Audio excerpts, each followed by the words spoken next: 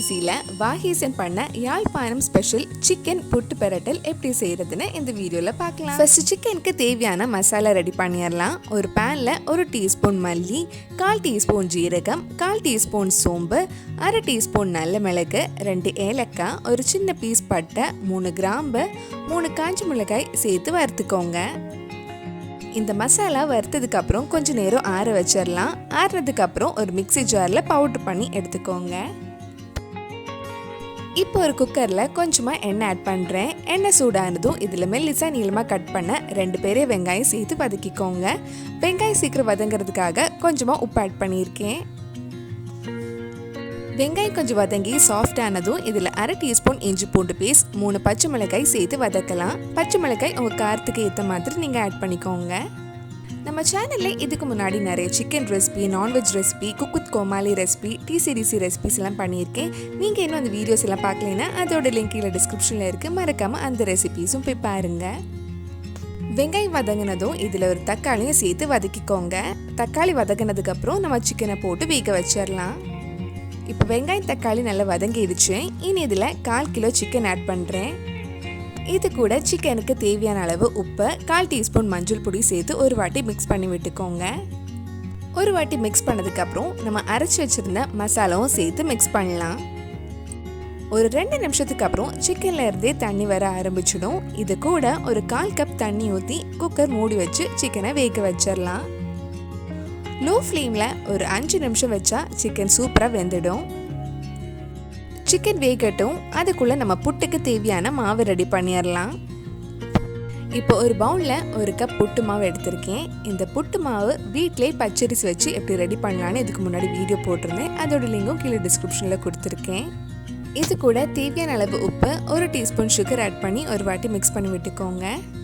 புட்டு மாவு ரெடி பண்ணும்போது டைரெக்டாக தண்ணி ஊற்றாமல் இந்த மாதிரி கொஞ்சம் கொஞ்சமாக தண்ணி எடுத்து தெளித்து மிக்ஸ் பண்ணுங்கள்.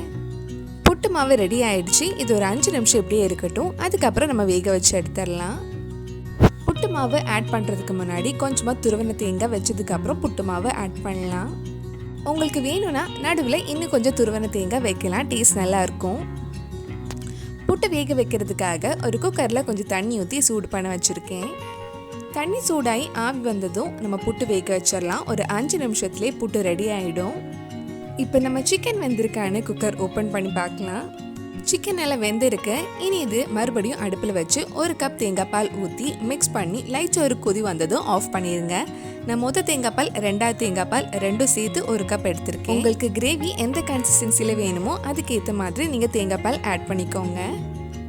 நம்ம புட்டு அழகாக ரெடி ஆகிடுச்சு. சிக்கன் கிரேவியும் ரெடி பண்ணியாச்சு. அடுத்தது ஒரு சட்டியில் போட்டு பெரட்டை எடுத்துட வேண்டியது தான். இப்போ ஒரு கடாயில் கொஞ்சமாக எண்ணெய் ஆட் பண்ணுறேன். எண்ணெய் சூடானதும் இதில் மெல்லிசா நீளமாக கட் பண்ண ஒரு பெரிய வெங்காயம் சேர்த்து வதக்கிக்கோங்க. வெங்காயம் கொஞ்சம் வதங்கி சாஃப்ட் ஆனதும் இதில் 1/4 டீஸ்பூன் இஞ்சி பூண்டு பேஸ்ட், 2 பச்சை மிளகாயும் சேர்த்து வதக்கலாம். வெங்காயம் நல்லா வதங்கினதும் இதில் சின்னதாக கட் பண்ண ஒரு தக்காளியும் சேர்த்து வதக்குறேன். வெங்காயம் தக்காளி நல்லா வதங்கினதும் இதில் 1/4 teaspoon chicken masala, 1/4 teaspoon garam masala சேர்த்து மிக்ஸ் பண்ணிக்கோங்க. இப்போ இந்த மசாலாவில் ஒரு முட்டையும் நம்ம ரெடி பண்ணி வச்சுருக்கிற யாழ்ப்பாணம் ஸ்பெஷல் சிக்கன் கிரேவியும் கொஞ்சம் ஆட் பண்ணலாம். இதெல்லாம் சேர்த்து நல்லா மிக்ஸ் பண்ணி விட்டுக்கோங்க.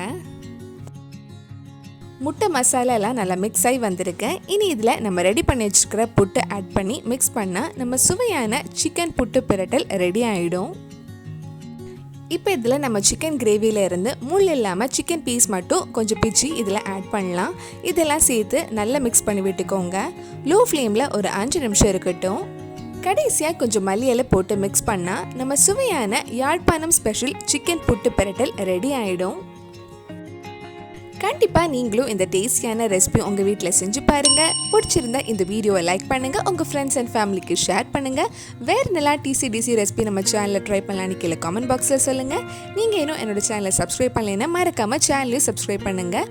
கூடவே அந்த பெல் ஐக்கனை ப்ரெஸ் பண்ணால் நான் புது வீடியோ போட்ட உடனே உங்கள் ஃபோனுக்கு நோட்டிஃபிகேஷன் வந்துடும்.